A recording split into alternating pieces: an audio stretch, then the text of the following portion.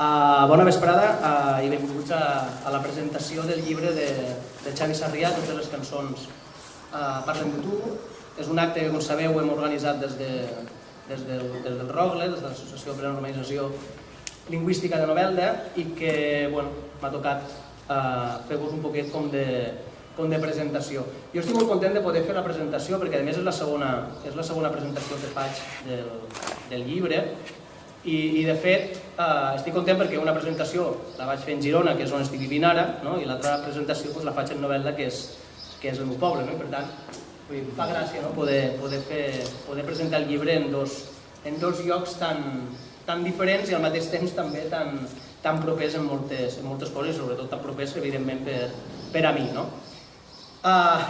Sobre Xavi jo crec que no cal tampoc fer massa presentacions. Com sabeu, Xavi és el cantant del que segurament ha estat el grup de música valencià i en valencià més exitós dels últims 10-15 anys, perfectament, inclús 20, que ha sigut Obrint Pas. Com sabeu, és un grup que ara, de moment, sembla ser que han deixat pengen les guitarres, de moment, que es volen dedicar a fer altres coses, i entre aquestes altres coses que es volen dedicar a fer, Xavi ha decidit dedicar-se a fer una cosa que, de fet, ja fa temps que està fent, que és escriure. Totes les cançons parlen de tu, és el segon llibre, és el segon llibre que Xavi fa.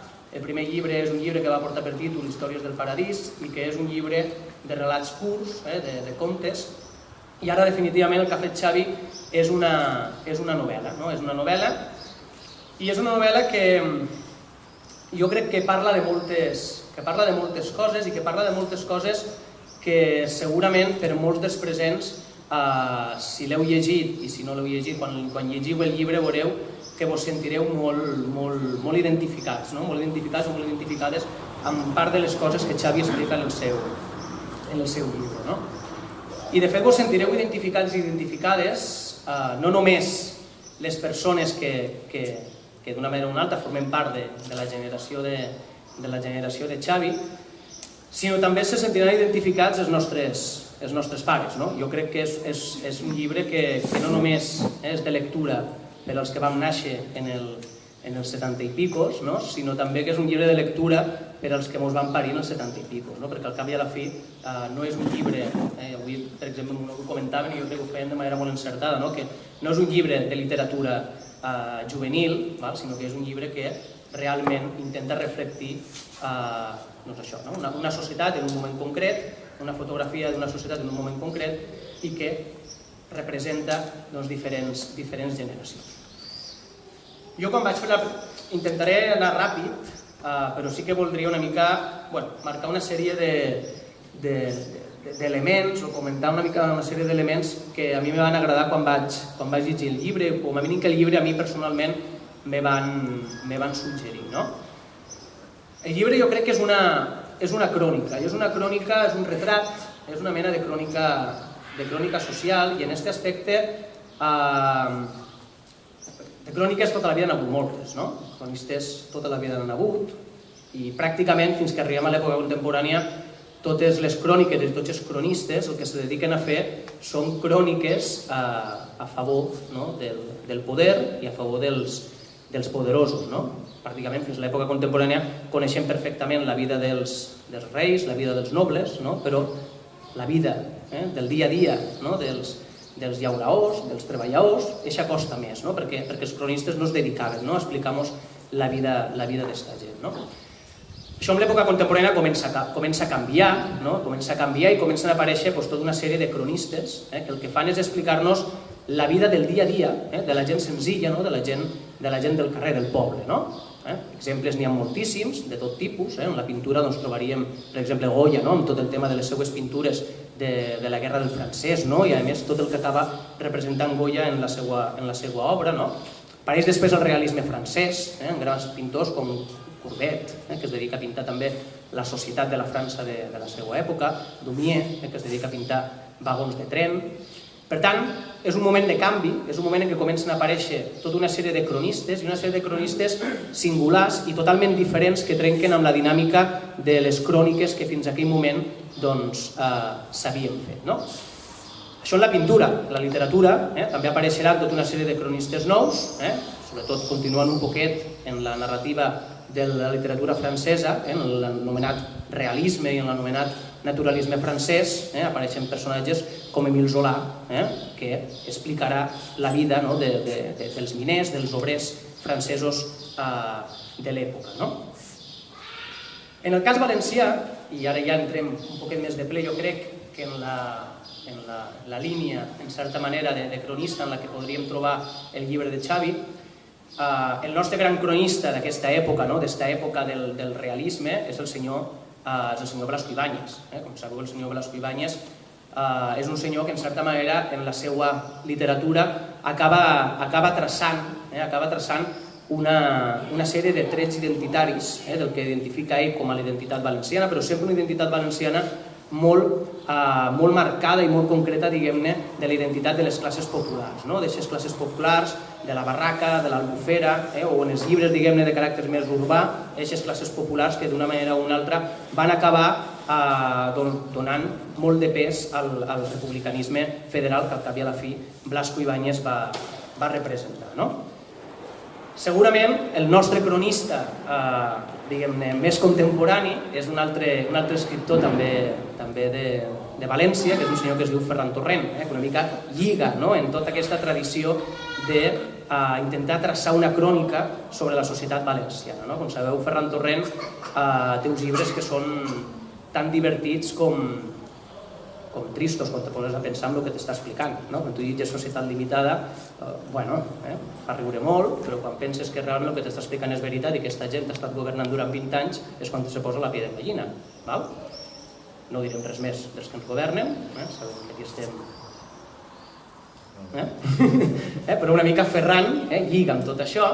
El que passa que jo el llibre de Xavi crec que no lliga tant en aquesta crònica que fa Ferran Torrent, en aquesta espècie de crònica de la societat valenciana de les altes esferes, sinó que el llibre de Xavi jo crec que acaba lligant més en aquesta crònica que fa Ferran Torrent en llibres com, per exemple, Gràcies per la propina. Que el que fa ja Ferran Torrent és traçar les línies de les classes populars valencianes i fer una fotografia d'aquestes classes populars valencianes en un moment donat. Jo això me vaig atrevir el dia que li vaig fer la presentació a Xavi en Girona, i després que he escrit una espècie també de ressenya que vaig publicar en el meu blog, ho he anomenat que Xavi en certa manera acaba fent una espècie de... no sabia com buscar els termes, i vaig acabar inventant una cosa que podria ser hiperrealisme social de la postmodernitat. Vale? Això sí. Jo crec que l'obra de Xavi, aquesta novel·la, podria enquadrar-se dins d'això. Hiperrealisme, perquè és un llibre que realment és hiperrealista, i realment jo quan vaig llegir el llibre pensava, este tio, com pot ser que sàpiga la meva vida, o gran part de la meva vida? Vaig sentir molt reflectit, per tant realment el realisme que traspua el llibre és brutal. I com que no estem en l'època del realisme, com sabeu, dins de l'art, sinó que estem en l'època de l'hiperrealisme, doncs crec que és més encertat dir-li hiperrealisme. Social, evidentment, perquè és un llibre que no tracta aquelles capes altes de la societat, aquella espècie d'aristocràcia que ens governa des de fa 30 anys, sinó que el que tracta és el dia a dia, diguem-ne, de sectors més populars i més obrers. I, evidentment, lo de la postmodernitat, tot i que el concepte és peliagut, i no dic que Xavi siga un postmodern, ni res d'això, però tenint en compte que ens han dit que des de la caiguda del mur de Berlín que s'han acabat les ideologies i que s'ha acabat la història i fins i tot sembla ser que el capitalisme ha triomfat sobre del bé i del mal, doncs podríem dir que no deixa de ser un llibre que és una crònica d'aquest suposat triomf del capitalisme post-mur de Berlín que ara veiem com realment ha triomfat, quines conseqüències ha tingut el triomf. Al cap i a la fi és un llibre que jo també he definit com una espècie de biografia no autoritzada, però alhora també autoritzada perquè ell forma part de la generació que està autobiografiat. Ja ho deia, molts dels presents, llegint el llibre, ens sentirem molt representats. És un llibre que explica perfectament com molts de nosaltres vam viure la nostra adolescència. I a més és un llibre que, tot i que s'inspira en un barri qualsevol de València ciutat, jo us ho dic en sèrio, anava llegint i quan els protagonistes van de festa, jo me'ls imagine a la màquina del sur, quan m'està explicant no sé quin punqui, m'imagine els punquis que hem tingut aquí en novel·la i que tots coneixem, que molts ara ja no són tan punquis i d'altres sí, però veus el mateix retrat, el mateix perfil, no? I clar, vas llegint i vas trobant-te que al cap i a la fi és igual si havies nascut en València, si havies nascut en Novelda, si havies nascut en Alacant, en Palma, en Barcelona o fins i tot en Madrid o en Mèrida. I segurament és un llibre que segurament nosaltres ens sentim identificats perquè és un llibre que està escrit en valencià, però que és un llibre que si se traduïra al castellà, doncs perfectament algun xaval de la nostra generació de Sevilla, de Mèrida o d'allò, segurament també se podria sentir en molts aspectes identificats. És un llibre que representa aquesta generació que som els fills dels que van viure la transició i dels que, en certa manera, van acabar frustrats per la transició. Dels que molts dels nostres pares que van posar moltes ganes amb allò de la transició, que semblava que allò podia ser realment un gran canvi i sobretot a més una ruptura amb tot el que havien patit durant 40 anys i que després se van acabar donant compte que va ser una nova fórmula això de Lampedusa, del guetapardisme, de canviar alguna cosa perquè al final acaba canviant ben poca cosa. Per tant, acaba representant un poquet aquesta generació com frustrada, a més una generació jove que apareix, que comença a estudiar per primera vegada en la història d'aquest poble en valencià. Això sí que és un element que a més s'ha de tenir en compte. Segurament aquí en Novelda van ser pocs els que van començar, però Xavi, per exemple, és d'aquestes primeres generacions que en València Ciutat sí que ja comencen les línies en valencià. Nosaltres vam començar un poquet més tard, però començàvem ja a tenir assignatures en valencià i això, per un poble que fa 300 anys que no ha estat educat en la seva llengua, doncs evidentment és un canvi també de paradigma radical. És una generació que va començar a ser punky quan això dels punkis estava ja passat de moda. I és una cosa curiosa, aquí comencem a ser punkis quan els punkis són dels anys 70, comencem a ser punkis en els anys 90, que és una cosa que dius, un moment, què està passant aquí? Nosaltres som més xulos que ningú, i ja sabeu que dels Pirineus cap a dalt, això de punky era una cosa ja totalment trasnotxada, i aquí no, aquí començàvem a ser punkis, anàvem a la màquina del sur, i teníem a Paranoia Col·lectiva, a Popati Carxerà, teníem tota una sèrie de grups superguais en el poble que eren punkis. I al cap i a la fi és aquesta generació que acaba sent víctima, jo crec, d'aquesta mena de neodesarrollisme saplanista que hem patit durant 20 anys i que el senyor Saplana, amb el seu bronzejat, ja sabeu, tan xulo, va començar a desenvolupar en el País Valencià i que ha estat la nostra història dels darrers 20 anys. I Xavi tot això ho fa, a més, jo crec que d'una manera molt intel·ligent i que li acaba donant una agilitat molt gran al llibre, que és a partir de la música. A partir de la música, ell va traçant tot el relat dels diferents personatges que, d'una manera o una altra, protagonitzen la història. Maniàtica, La Polla Records, Extremoduro, Escorbuto, és a dir, tota una sèrie de grups que a molts de nosaltres ens sonen i que estan ahí i que van participant de la història i dels protagonistes. A més, ja ho vaig dir també l'altre dia quan parlàvem en Girona, que Xavi recull segurament un dels grans problemes de la nostra generació a nivell musical i de les grans disputes i dels grans diàlegs metafísics, que és Cortatu o Negu Gorriak. És a dir, sabeu que per la nostra generació, ostres, què és millor? Cortatu o Negu? Van haver colles que se van separar per veure qui era millor, si Cortatu o Negu Gorriak. Això està ahí dins. Però no només els referents, diguem-ne, d'àmbit de l'estat espanyol, Public Enemy, Ramones, The Clash, i tot això, Nirvana, Bob Marley, Bad Religion, és a dir, hi ha tot un repàs musical que és brutal, inclòs en la novel·la, però tot això acaba lligant-ho d'una manera també jo crec que molt intel·ligent i que acaba enganxant a la que no és la nostra generació, sinó que és la generació dels nostres pares, amb la música que escoltaven els nostres pares. Quina és la música que escoltaven els nostres pares?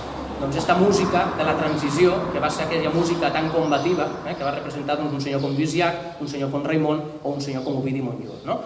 I com Xavi acaba tancant el cercle, a partir de totes aquestes cançons, acaba tancant aquesta història que jo, per repetir, no sé si és que esteu aquí, si l'heu pogut ja llegir, però l'heu de llegir. I l'heu de llegir, a més, perquè és un llibre que emociona. Jo, Xavi ho sap, me'l va donar, me'l vaig llegir en un viatge de tren entre Castelló i Girona i després al dia següent me'l vaig acabar de llegir i li vaig enviar un WhatsApp dient-li que gràcies, que estava plorant, perquè és que realment és un llibre que em va emocionar molt. Té un final que és molt bonic, té un final que realment, no us ho contaré evidentment, però és un llibre que emociona, si no que ara me pegarà el pobre al final, però és un llibre que emociona i jo vaig acabar plorant i, ostres, jo què sé, un llibre te faig a plorar, jo soc molt sensiblero també, soc de llàgrima fàcil, també ho he de reconèixer, però això vol dir que no només diguem-ne d'una lectura molt agradable per la rapidesa amb la que me'l vaig poder llegir, sinó de més, el final acaba portant-te a emocionar-te. Jo ho deixaria aquí, no vull tampoc allargar-ho més, i en tot cas ara Xavi ja que us acabi d'explicar el que crega que ha d'explicar. Molt bé, moltes gràcies.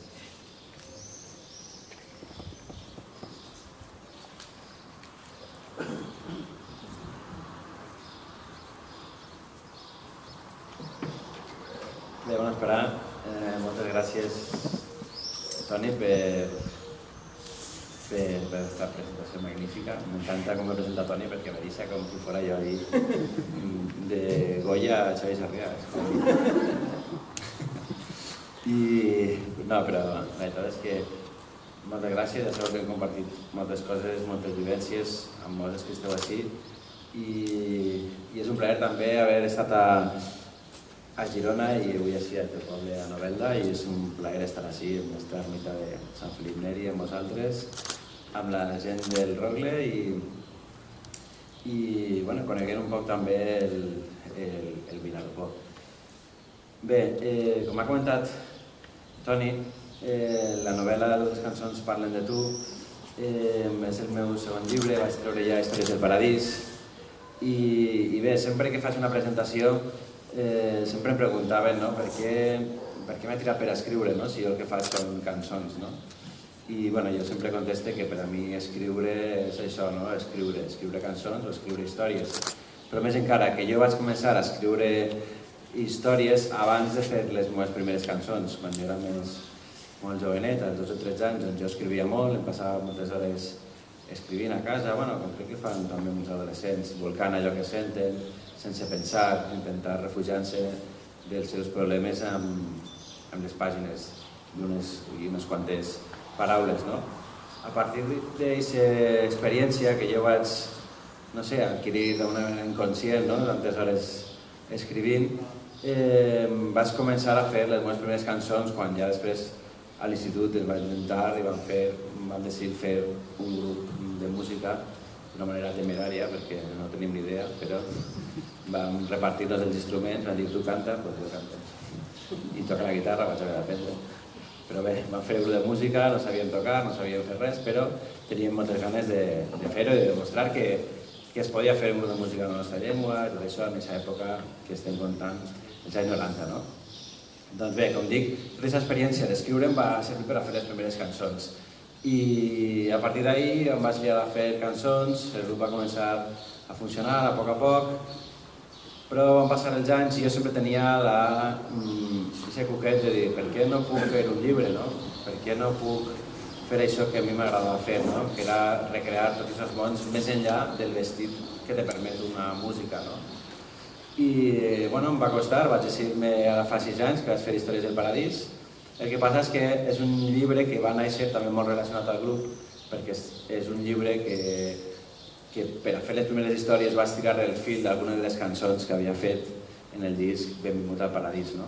Perquè, com dic, per a mi escriure cançons és el que m'ocupava, el que m'apassiona i a l'hora de fer les històries també m'apassionava dir, ostres, per què no podria recrear una cançó en un llibre, no? A partir d'ahir va néixer aquest llibre i després, al cap dels anys, van passar uns quants anys, tenia ganes de fer el segon pas, que era la novel·la, el pas que ja és un altre món més complicat, m'ha costat uns quants anys. De fet, primer vaig fer una novel·la futurista, així que no va servir de res, però la tinc ahí guardada.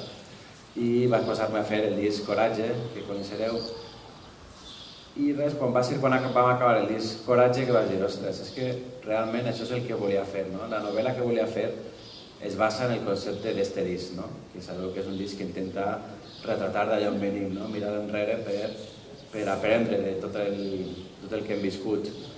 I vaig començar a tirar del fil d'això, algunes cançons com Si tanque els ulls, però sobretot La vida sense tu, que és la cançó de la qual naix este llibre.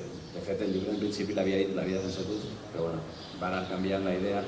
Però bueno, va naix de la idea de retratar aquesta època que vam viure nosaltres com a adolescents, els anys 90, com ha explicat molt bé Toni, una època de canvis culturals, polítics, socials, que nosaltres vam viure molt intensament, perquè quan ets adolescent tot ho vius intensament, de primeres, però que crec que és una època molt interessant i de la qual no n'hi ha moltes obres, sobretot en la literatura i en el nostre àmbit, no? I jo creia que era important també crear aquest referent d'aquesta època. Primera perquè pense que si nosaltres no creem els nostres propis referents, ningú farà per nosaltres, només quedarà la València oficial, i ja sabem quina és la València oficial, i la gent només coneixerà això, no? Que és el que passa, no? Quan aneu fora, dieu que sou del País Valencià i la gent... València, tal, està tot fatal. Corrupció, ja està. Bueno, sí, també hi ha una altra València, no? A nosaltres amb el grup sempre ens ha passat això. I doncs bé, si nosaltres no retratem aquesta altra València, aquest altre país que hem viscut, aquestes altres realitats que hem conviscut el nostre dia a dia, aquestes lluites, aquestes vivències que hem patit en primera persona, ningú ho farà per nosaltres, no?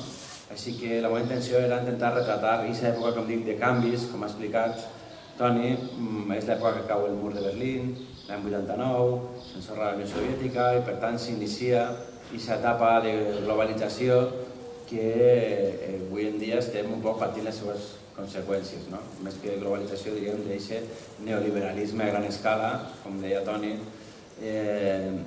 aquesta idea de que el capitalisme ja és l'únic sistema que funciona i que a més ens farà feliços, i aquesta societat del lliure mercat i de competir i de que si estudiem molt tindrem una feina assegurada, com s'ha vist, no? Que ha sigut. Doncs bé, aquesta època de canvis culturals, polítics, socials també es manifesta a València, al País Valencià, en aquests anys, no? Perquè són els anys també en què entra Rita Barberà a Taller a València, encara està, no? Per tant, encara estem aquí en la mateixa etapa, però bueno, entra el PP, diguem, a les institucions i comença una sèrie de polítiques lligades amb això, les polítiques neoliberals i també de destrucció del patrimoni, del territori, etc. Doncs bé, com dic, aquesta època nosaltres la vam viure, ja ho ha explicat Toni, com a adolescents i érem la primera generació que havíem pogut estudiar en valencià, que havíem nascut després del franquisme, que també d'alguna manera tenien ganes d'anar més lluny, no? D'intentar conquerir nous espais, venint de l'època de la frustració que va generar un poc les derrotes de la transició, però també algunes victòries, no? Que ens van aportar, doncs, per exemple, que pogueren créixer amb una certa consciència lingüística i cultural des de xicotets, etc. El que passa és que nosaltres tot el que apreníem després en la societat que ens trobàvem no era com esperàvem, no? I això ens provocava certes contradiccions. Però bé, després d'aquest rotllo així teòric i tal que hem explicat, tot això al final és una excusa, no? És una excusa o un embolcall, diguem, per a situar els personatges, per a iniciar la història que és realment la que conta la novel·la, no? Que és endinsar-se en les ferides que se'ns obren quan som adolescents, aquestes ferides que tenen els protagonistes, però que també tenim molts de nosaltres i que arrosseguem durant totes les nostres vides. Realment la novel·la, per tant, parla d'això, no? No intenta parlar tant d'aquest conflicte exterior que hem viscut, sinó d'aquest conflicte interior que nosaltres tots portem dins i que porten dins els protagonistes de la novel·la, els xavals, tant els adolescents com les seues mares i els seus pares. Per tant, llegiré la primera pàgina de la novel·la per a posar-nos en situació i entendre un poc d'on parteix. El primer capítol es diu Arribada i diu així: encenca el diferencial que hi ha a l'entrada. La bombeta il·lumina l'estança amb la llum groguenca de sempre. Passa el dit pel moble del rebedor i sense voler-ho, em veig corrent pels passadissos amb el tractor de joguet i mon pare que em crida: vigila que trencaràs alguna cosa. Alça la persiana de gran finestral del menjador i gairebé no reconec el saló buit d'estanteries i quadres que han deixat una empremta incòmoda a les parets. Encara trobem més buit el terrat de rajoles polsegoses. Sense geranis, sense roba estesa, sense res. El través en diagonal i obric la porta del trastet que em feia l'habitació. Només entrar-hi m'assalta el pòster amb l'encaputxat del tirador convertit en l'únic guardià del casalot. Em torna un somriure adolescent que desapareix quan descobrís la foto de final de curs que no vaig voler endur-me. Al fons, amuntegades, les dues gandules. Al costat, l'antiga guitarra. Trac les gandules i m'asseca al terrat. Afine la guitarra i troque 3 acords. Do, sol, la menor. No sé lligar-los. Els records són emocions atrinxerades. Necessito assetjar-los. Vull escriure la cançó. Ho vull fer. Per això he tornat a València. I quan rasque les cordes, deixa que la memòria em porti als carrers d'aquell 1992. L'any que em canvià la vida i els dies que acabaren amb la teua mort.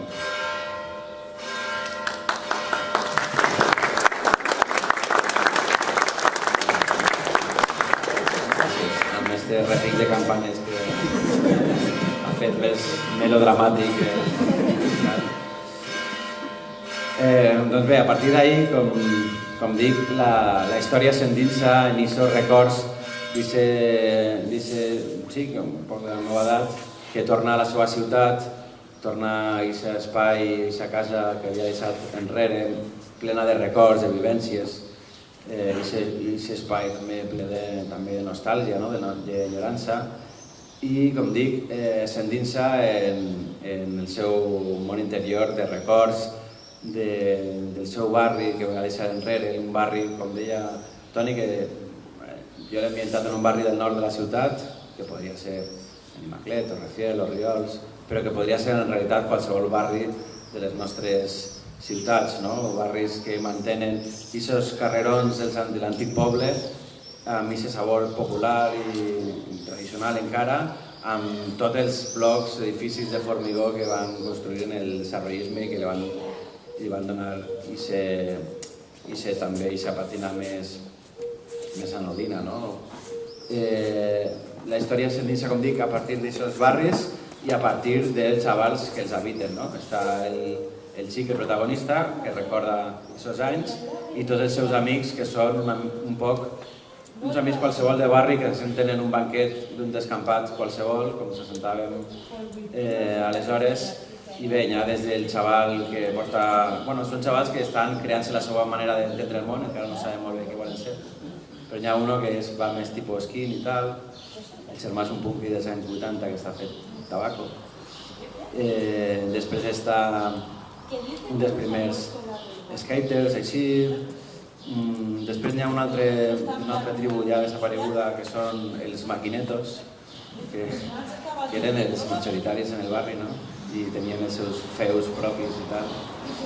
I bé, diguem que hi ha uns quants xavals, hi ha altres xavals també, i tots són d'alguna manera valents a l'hora d'enfrontar-se als seus problemes en els carrers, a l'hora de vacilar-se uns als altres, les típiques històries i batalles que es viuen en els carrers i que vius quan ets adolescent. Són molt valents per enfrontar aquestes batalles, però en canvi són covards o tenen vergonya o no s'atreveixen a parlar dels problemes reals que tenen, que són els que viuen en sa casa, els problemes que tenen els seus pares, les seves mares, aquests drames familiars que viuen de portes cap endins i que ells callen, però que en realitat aquests conflictes que els estan marcant com a persones i els estan fent fer allò que estan fent. Per tant, la novel·la s'endinsa en aquestes cases, en aquests blocs de pisos i fotografia un poc la història dels seus pares i mares, que al final, des del principi de fet, es converteixen en protagonistes també de la novel·la. Per tant, no és, com deia Toni, una novel·la només que els protagonistes són adolescents, sinó que també són la gent que està al seu entorn. les seues mares i els seus pares, que són també persones que arrosseguen una sèrie de conflictes, una sèrie de ferides que es van obrir també des que eren adolescents. Per exemple, està l'immigrant extremeny que arriba al barri, se'l fa Policia Nacional i se'l condiciona la vida i tal, és el pare d'un xic. Després estan els primers immigrants guineans, de Guinea Equatorial, un home que arriben també així, se casa amb una valenciana i tal. Però bueno, la decisió d'emigrar li canvia la vida, evidentment, i això li arrossega tota la seva vida. És el pare també d'un altre protagonista. I, per exemple, la mare del protagonista és una dona del barri, de les famílies valencianes del barri, però que són famílies molt conservadores, i la dona, quan era jove, es va rebel·lar, va descobrir què era el nacionalisme, va descobrir la seva llengua, la seva cultura, però també la lluita social, es va fer de la ORT, després del moviment comunista, tal. Després s'encanta. Bueno, no s'explica la història, però bé. Són les batalles de la transició, també de la frustració que arrosseguen també aquestes generacions de no haver aconseguit allò que volien, i la mare, en definitiva, se refugia en el seu xicotet món, en el seu barri, és professora del barri i tal.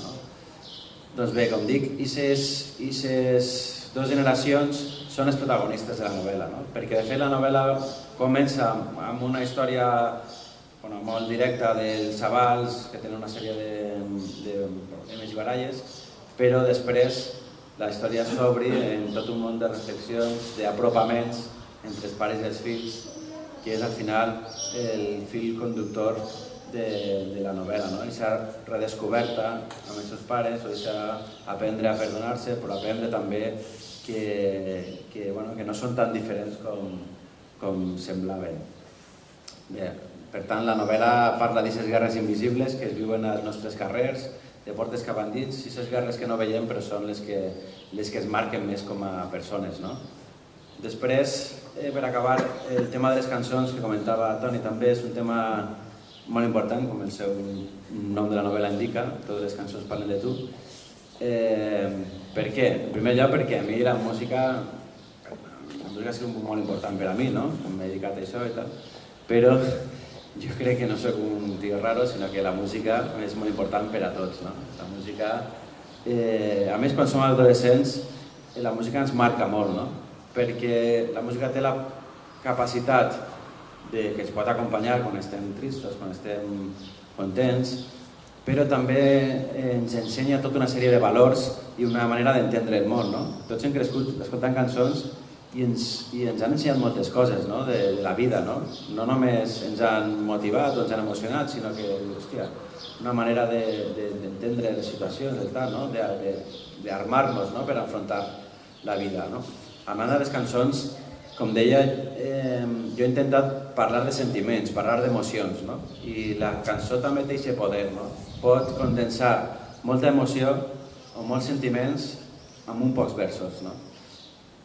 I jo recordo que estava escoltant cançons de l'època, que n'hi ha de tot tipus, com ha dit Toni, cançons de l'època, escoltava allí la música per ambientar-me i tal, i moltes vegades les cançons anaven explicant situacions que jo volia explicar, però de sobte sonava una cançó, transcric la lletra que va sonant, per exemple sonava Bob Marley, i el que diu Bob Marley té relació amb el que està passant, i complementa el que està succeint al mateix temps, i al mateix temps fa que jo no necessiti explicar més. Per exemple, també hi ha una altra situació en què el protagonista ell li mola la nòvia del seu millor amic, i per tant és un problema. I a més ell és adolescent i no sap molt bé com gestionar el tema, bueno, els adults tampoc saben, però ell està aprenent a viure, entonces està ahí el tio que, vaja, no sap què fer, i no vol fer res, però al mateix temps no ho pot evitar. Total, que estan en un moment donat en una habitació escoltant música, perquè ells fan un grupet de música, intenten fer algunes cançons, s'ajunten per aprendre i tal, i estan escoltant una cançó d'Extremoduro i de sobte se fiquen a cantar-la i troben una connexió, i aquesta connexió és amb la cançó d'Extremoduro, perquè la lletra es fa dir coses que no es dirien, que que no es poden dir, no? I que jo no anava, que queden millor que si jo les hagués explicat. I és aquest moment màgic, no?, que te dona la música, la literatura, no?, que moltes vegades parla de coses que tu sents quan realment no està parlant de tu, no? Però quantes vegades no hem sentit una cançó o estem llegint un llibre i dius, és que això està parlant de la meva vida, no? O, ostres, això m'ajuda, bueno, em dona una eina per intentar fer una cosa o una altra, no? D'ahir ve també el nom del títol, no?, del llibre, que al final totes les cançons que hem escoltat, que ens han marcat, però bueno, també tots els llibres, totes les vivències, les pel·lícules també, que ens han marcat, però també les experiències, no? Pues, no sé, allò que quan mor algú, quan naix un altre, tal, tot aquest convendi de vivències que és la vida ens va fent qui som, no? Per tant, totes les cançons parlen de tu, en realitat, com totes les vivències que hem viscut parlen de nosaltres. Doncs bé, això és el significat un poc del llibre. A partir d'ahir la novel·la s'endinsa també per diferents, per tot aquest recorregut també, diguem-ne, nostàlgic de l'època, d'objectes i d'elements, o jo què sé, per exemple, una Vespino trucada, no?, que ja no estan i eren tan... Aquest món tan peculiar, aquest microclima que eren els recreatius, on es passaven les hores els joves que ja no existeixen, ficant 5 duros a la maquineta. O els cassets mateixos, els radiocassets, les dobles platina... Tot aquest món d'aquesta època, no? Perquè pareix que sí que ahir, però ja han passat 20 anys, que s'han fet majors. 20 o 25. I res, i altres temes secundaris, com per exemple el creixement de la xenofòbia als nostres barris, va ser el moment que va matar a Guillem Agulló, com recordem, i retrata un poc també com els xavals de barri,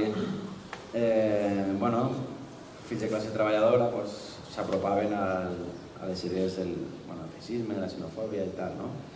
I altres trames que també se condensen amb la primera cita del llibre, que és de la pel·lícula Do the Right Thing, de Spike Lee, en castellà Sap lo que debas, que la llegiré ja per acabar, que diu així, diu: a la mà esquerra, el puny de l'odi.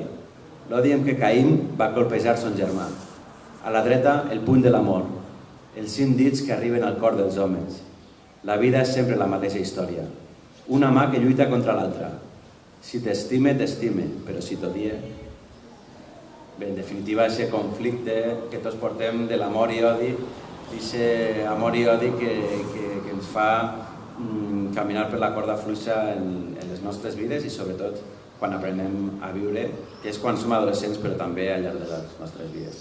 Sí que espero que el llibre formi part també de vosaltres, que completeu el significat i que em dieu després què vos ha semblat. Moltes gràcies.